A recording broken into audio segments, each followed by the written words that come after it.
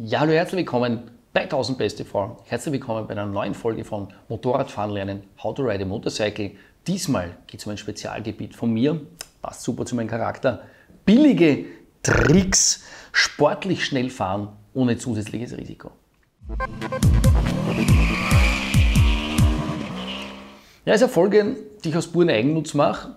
Es ist so, wenn ich es so verraten darf, ich habe nicht das wahnsinnig große Talent beim Thema Fahrtechnik, bin aber sehr ehrgeizig und habe ein gutes technisches Verständnis. Und so mache ich gerne, dass ich mir aus theoretischen, physikalischen Gegebenheiten da gerne so Helferleins zusammenzimmere in der Fahrtechnik, mit die ich einfach und ohne Risiko leibender und schneller fahren kann. Ja, einfach, weil ich ein bisschen ein Einetarer bin, aber wie gesagt, nicht mit wahnsinnig viel Talent gesegnet bin. Und in dem Video schauen wir uns das an, lassen wir unterschiedliche Leute zu Wort kommen, Rennfahrer, Fahrtechnikexperten, Motorradfahrer, was die so für kleine Tricks haben draußen in der rauen Wildnis am rauen Asphalt, die aber das Risiko nicht erhöhen, und bin gespannt, ob da was für euch dabei ist.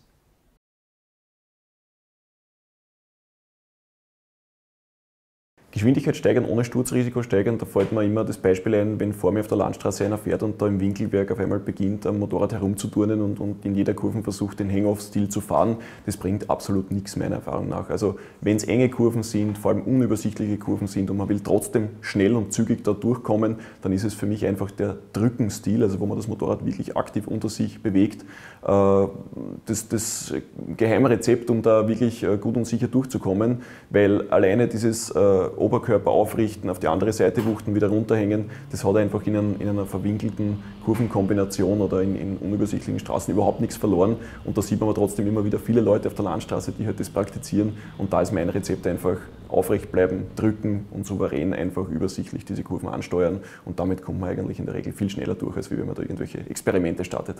Die einzige Möglichkeit ist eine perfekte Vorlinie. Weil wenn ich in der Vorlinie schon Schwächen habe ich mit einem hohen Tempo überhaupt keine Korrekturmöglichkeit, beziehungsweise alles, was zum Korrigieren ist, braucht viele, viele Meter. Schaue ich falsch, fahre ich falsch. Da kann man ganz gezielt Übungen machen mit engen Kurven, Blickpunkte setzen, wo der Blick sein muss. Das passiert zum Beispiel auch bei einem guten Rennstreckentraining auf einer Rennstrecke, wo es mit dem Blick ja noch einmal schwieriger ist, weil man weniger Anhaltspunkte hat und sehr viel Asphalt vor sich sieht. Und wenn man hier konkret Blickpunkte setzt, wo in welcher Kurvenfahrsituation der Blick voraus sein muss, das ist eine Grundbedingung, dass die Linie dann überhaupt zustande kommt. Also richtig Linie fahren heißt richtig blicken, richtig schauen. Ja, aber das ist dann tatsächlich eine Frage der Linie. Das ist eine Frage der Linie, dass ich so eine Linie wähle, dass ich möglichst früh sehe, wo die Straße weitergeht. Also ich fahre in den Radius rein, ich bleibe relativ weit außen natürlich auf meiner Seite, aber ich bleibe draußen. Und sobald ich sehe, aha, da draußen ist der Beschleunigung, also so geht der Straßenverlauf weiter, na, dann kann ich relativ früh und forsch ans Gas gehen und bin dadurch halt dann, da gewinne ich wertvolle Meter gegen jemanden, der jetzt in diese Kurven reinfährt und relativ weit innen ist und noch nicht weiß, wie diese Kurve weitergeht. Also die Schräglage muss im Endeffekt vor dem Scheitel schon erledigt sein. Also vor diesem geometrischen Scheitel muss die Schräglage erledigt sein und dann auszufeuern. Das ist eine ganz sichere Methode, schnell zu fahren. Und was dann halt wichtig ist, es ist vielleicht ein bisschen schwieriger sofort zu übernehmen, das ist, dass du halt am Kurveneingang nicht ganz wahnsinnig viel Angst hast. Sondern dass du halt mit einer relativ hohen Geschwindigkeit einrollst, bremsbereit, aber halt nur ganz sanft bremsbereit, um im Ernstfall, wenn du verschätzt hast, dass du halt mit der Bremse noch ein bisschen was nachregulieren könntest. Und dann, glaube ich, ist das eine wirklich lockere, sichere Geschichte, wo du nichts riskierst, wo du auch nicht eckig fährst oder sowas, die hinfahren, so zangeln und dann umlegen und so ausfeuern, das ist beim Straßenfahren sicher verkehrt. Schnellfahren lernt man nicht dadurch, dass man sich jetzt hinstellt und sagt, man fährt jetzt einfach mal bewusst möglichst schnell, sondern das lernt man, indem man erstmal einen Schritt zurückgeht und versucht, möglichst sauber zu fahren, möglichst rund zu fahren und dann aus einer Position, wo ich mich wohlfühle, wo ich alles im Griff habe, anfangen, an einzelnen Stellen mir ganz bewusst Dinge zu verändern, was mich schneller macht. Aber immer das Gefühl habe, ich habe alles unter Kontrolle und ich bin locker auf dem Motorrad. Ja, ein Trick, um den Speed zu steigern, ohne das Risiko zu erhöhen, ist aus meiner Sicht auf unbekannten Straßen, auf der Landstraße, das intensive Kurven hinterschneiden. Vor allem bei drehmomentstarken Motorrädern würde ich persönlich, habe ich das gelernt, am Kurveneingang nichts riskieren. Aber auf der anderen Seite das drehmomentstarke Motorrad so früh wie möglich in eine Ausgangsposition bringen, dass man das Drehmoment und die Leistung auch einsetzen kann und so quasi mit einem relativ hohen Speed aus der Kurve zu fahren. Und durch dieses Kurvenhinterschneiden, also das späte Einlenken, das weite Hineinsehen in die Kurve, führt dazu, dass ich einen super Überblick habe und führt dazu, dass ich früh sehe, okay, was passiert mit der Strecke, was ist dort, kann ich ans Gas gehen. Und wenn ich in jeder Kurve 2-3 Meter früher ans Gas gehe als der Spezi, bringt das viel mehr, als wenn ich in die Kurve spät hineinbremse und dann quasi dieses Hinausfahren zu einem viel komplizierteren und schwierigeren Unterfangen mache. Und ganz nebenbei führt dieses starke Kurvenhinterschneiden, dieses späte Einlenken auch zu viel mehr Sicherheit, weil ich dann zwangsläufig am Kurvenausgang auch immer noch Reserve habe. Weil ich muss ja dann nicht voll ans Gas gehen, weil wenn ich sehe, da kommt der Gegenverkehr oder ich entdecke, dass der Asphalt da ganz eine schlechte Fahrbahnbeschaffenheit hat, dann muss ich ja nicht jetzt dieses Manöver starten, sondern bleib langsam, bleib sicher und habe so die Wahl und habe die Entscheidung, möchte ich jetzt angreifen und volle Granate rausrauchen oder möchte ich langsam fahren. Wohingegen, wenn ich am Kurveneingang in der letzten Rille reinfahre und ich entdecke dann am Scheitel, oh Moment einmal, da hinten ist ein Schotter oder ein Ölfleck, dann habe ich nicht mehr die Option, um zu sagen, okay, ich möchte jetzt gar nicht attackieren, ich möchte eigentlich sicher um die Kurve kommen.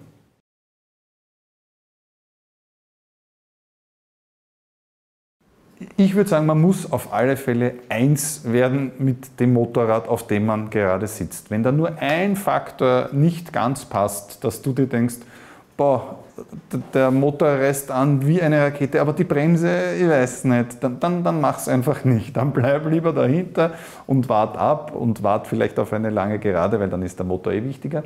Aber wenn alles passt, dann kann schon so ein gewisser Flow entstehen, dass du dich sicher und gut fühlst, und das ist ja auch wichtig, um dann schnell zu sein.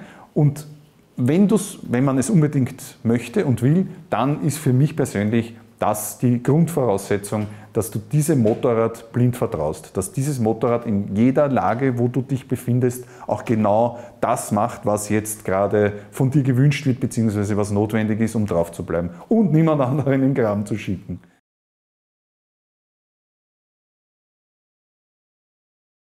Da ist immer mein Tipp oder meine Herangehensweise die, dass ich versuche, auf der Geraden nicht die Gänge auszudrehen, dass die Leute hinter mir herfahren und da schon Stress haben durch das Geradeausfahren, sondern ich sage, pass auf, wir fahren jetzt die Stadtziel mit 150 km/h oder vielleicht nur 120 und dann brauchen wir am Ende der Geraden eigentlich nur minimal bremsen und dann legen wir jetzt einfach mal nur einen Finger auf, schalten 3 Gänge runter und dann lassen wir das Reihe ausfahren. Das kostet natürlich für den einen oder anderen eine Überwindung, aber nur so kann er im Endeffekt im Auge oder im Kopf unterbewusst die Berechnung machen, wie schnell kann ich es eigentlich reinlaufen lassen.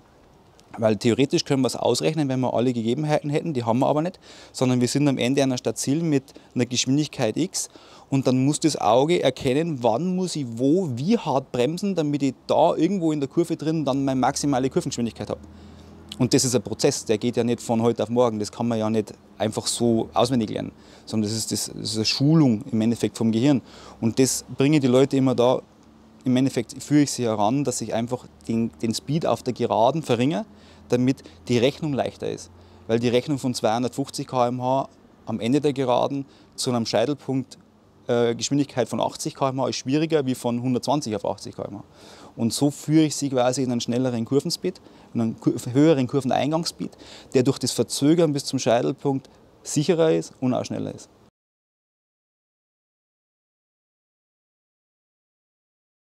Auf der Straße würde ich sagen, ist es am besten, relativ neutral drauf zu sitzen.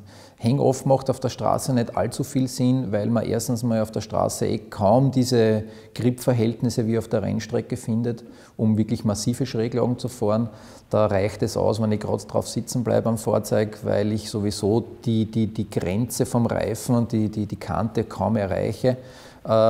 Und man hat den Vorteil, man ist viel manövrierfähiger, man kann mehr ausmerzen. Ja, wenn ich sage, ich muss auf einmal aufstehen, weil irgendwas auf der Straße liegt oder ausweichen muss, tue ich mir, wenn ich neutral auf einem Motorrad drauf sitze, viel leichter, als wenn ich jetzt ins Hang-Off gehe, wie auf der Rennstrecke, weil ich da das Gewicht, mein Körpergewicht noch viel tiefer platziere und das erst raufbringen muss. Also man ist viel flexibler.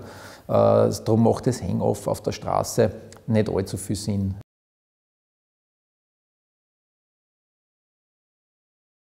Der Unterschied zwischen einem guten Motorradfahrer und einem schlechten Motorradfahrer ist in erster Linie die Fähigkeit zu wissen, was verträgt ein Motorrad mit diesen Parametern, in der Kurve, mit dem Asphalt. Dieses Abschätzen, glaube ich, zu wissen, wo geht wie viel, unterscheidet extrem einen guten Fahrer zu einem schlechten.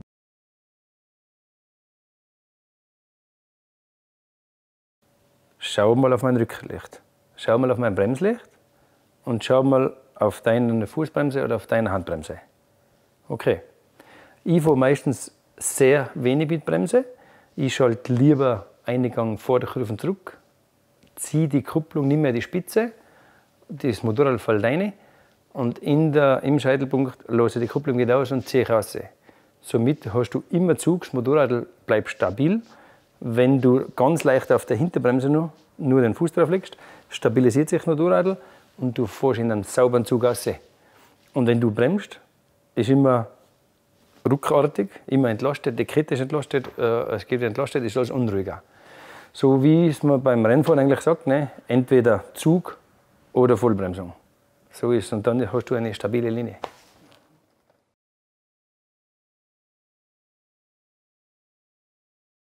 Da gibt es Leute, die pfeifen da herum, du schaust zu und denkst, pfah. Und da ein bisschen mehr und er liegt auf der Go. Und der hat keine Ahnung, dass er so weit vom Limit entfernt ist. Also den Leuten fehlt das Gespür vom Limit oder die Erfahrung vom Limit. Das ist beim Motorradfahren überhaupt ein Problem, weil du ja quasi ohne Sturz nur sehr schwer ein Limit erfahren kannst. Das ist beim Autofahren viel leichter.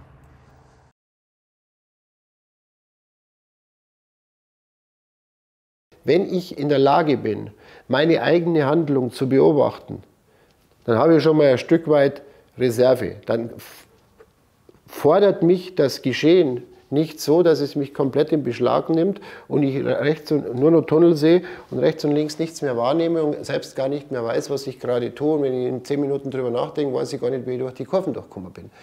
Das kann man dann auch wirklich mit der Art und Weise, wie man mit dem Motorrad auf dem Motorrad sitzt, abgleichen. Man merkt schon, denke ich, wenn man angestrengt wird, wenn man Stress kriegt, wenn man hart wird im Körper, wenn man ermüdet, wenn die Arme dick werden auf der Rennstrecke nach 3 Runden, dann bin ich einfach nicht locker auf dem Motorrad.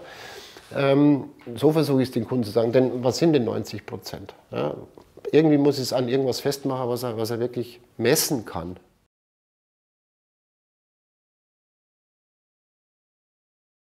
Auf der Straße ist es wirklich schwierig, da wirklich sich an den Grenzbereich zu bewegen, geht immer mit sehr hohem Risiko einher, weil du auf der Straße halt nie die wirklichen berechenbaren Bedingungen hast wie auf der Strecke. Bei der Strecke fährst du mehrere Runden unter gleichen Bedingungen. Auf der Straße weißt du nie, was die wirklich erwartet hinter der nächsten Kurve. Deswegen ist ein bisschen eine prekäre Frage.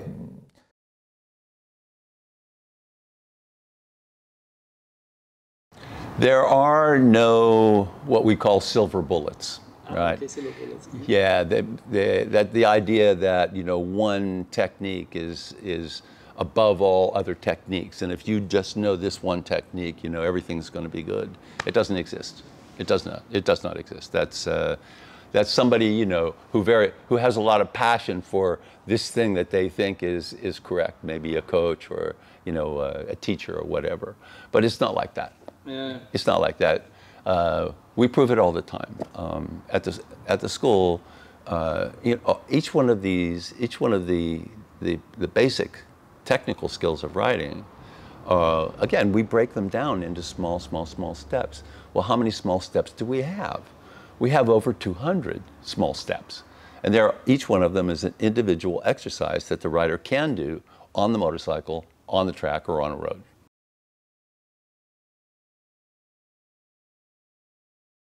Ja, einfach gesagt ist es so, mir kommt es vor, wie wenn auf einer Rennstrecke, das ist so 2D fahren und wie Malen vielleicht, die perfekte Linie zum Malen oder so. Und Road Racing auf einer richtigen Landstraße ist es eher wie Modellieren. Da kommt noch Dimension dazu, Wind, dann eben es ist ganz viel ist blind zum Fahren. Dann so, was soll ich sagen? Die Straßenverhältnisse sind so anders. Du hast Kanaldeckel, du hast Schlaglöcher und so weiter. Das musst du alles mit einberechnen. Du musst dir die richtige Linie da irgendwie durchtasten. Und das ist wie gesagt, für mich ist das dreidimensional, auch mit den Sprüngen und allem. Und auf einer normalen Rennstrecke ist einfach zweidimensional, weil alles so flach ist. Du springst nicht, du hast Anbremszonen, wo du einfach anbremst, und auf einem Road Racing kann sein, dass du mitten in der Anbremszone die Bremse wieder aufmachen musst, wieder Gas geben, weil zwischen ein Sprung ist, und dann bremst du wieder weiter.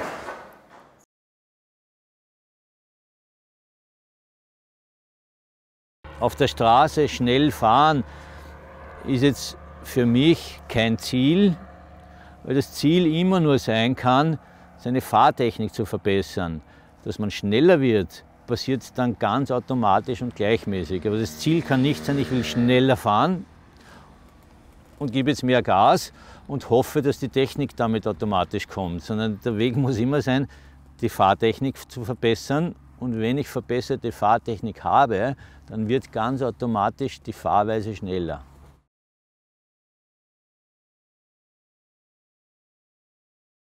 Die erste Bitte an die Motorradfahrer wäre, bitte gebt den Autofahrern eine Chance. Autofahrer sind sehr schnell mal überfordert und es passiert sehr, sehr schnell und vor allem sehr häufig in Österreich, dass ein Autofahrer einen Motorradfahrer oder einen Einspurigen generell übersieht.